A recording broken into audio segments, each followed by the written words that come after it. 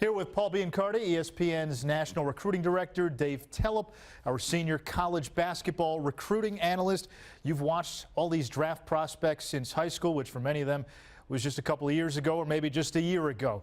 Outside of Anthony Davis, the consensus number one. Paul, I'll start with you. Who has the most potential in this draft? Perry Jones III from Baylor.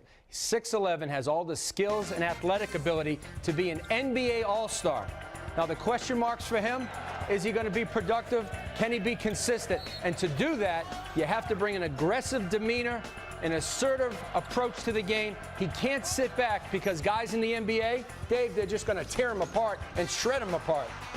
But, and it's always that but when you talk about upside and potential, I'm going to go with Andre Drummond. There were times watching him in high school, I thought about Dwight Howard. I thought about Greg Oden, even Stoudemire a little bit in terms of that freakish explosion and size around the bucket. I've seen Andre Drummond rise to the occasion, but like Perry Jones, Paul, it just hasn't been enough. That's why there's that gap between your talent and your production, and that's the question, can it be answered in this draft? And both of their middle names are but. If, when, how. Speaking of production, which rookie will be the most productive? Michael Kidd-Gilchrist. And when you talk about production, you are what you repeatedly do, as Reggie Rankin on our staff says. And Michael Kidd-Gilchrist does two things exceptionally well. He wins and he competes. And by way of his amazing motor, he scores points, he rebounds, he defends, he takes charges, Dave. He touches every category. By the way, the answer to all four of these questions is going to be Anthony Davis or some version of Anthony Davis. But I'm going with Harrison Barnes as my producer. Why? 1,228 points, was on target to be the all-time leading scorer at North Carolina had he stayed for 4 years. Everybody jumped on killing Harrison Barnes. Why? The guy produces, he gets points, he's going to be able to score in the NBA with that jump shot. I'm not worried about his production at all. So much of making that transition from college to the pros is adjusting to a role, going from being the guy to being a guy. Who's going to be the best rotation player? Well, he may not want to hear this, but Austin Rivers, you may not start in the NBA. You started in high school, you started in college. He's going to have to come off the bench and be a rotation player. But he has all the scoring tools, three-point shot, a middle game, and he can get to the rim. He has the NBA swagger that coaches are going to love. He'll come in and give a team a lot of offense.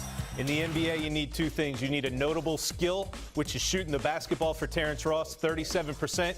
You need size for your position at 6'7". He's a really good size two-guard in the league.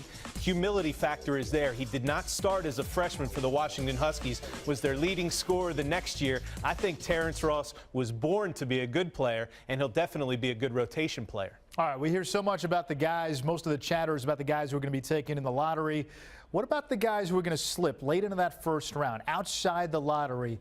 Give us some of those sleepers. I'm going to give you Mo Harkless from St. John's. You know, he looks the part and he plays the part. Physically strong at 6'5", the best rebounder for St. John's. He did it in the Big East on a consistent basis, and rebounding is the one skill, Dave, that really translates to the NBA. Well, for me, I'm going to go with Royce White from Iowa State. We've been trying to put this guy in a box since he rolled up onto a college campus. He doesn't belong in one. He's not a great shooter. He's not this, he's not that. He's a good teammate. He's a good passer. He's got a nasty streak in him. He's a little bit mean and nasty, and he's just enough undersized to carry that chip on his shoulder. Does he remind you a little Anthony Mason, the way he plays? You have those guys that have that nasty factor, and Anthony Mason, a little bit of Dwan Blair at Pittsburgh, guys like that who are just going to grind it out and get it into you. I think Royce White is an X-factor guy in the draft. Paul Biancardi, Dave Telep, they'll be with us all week.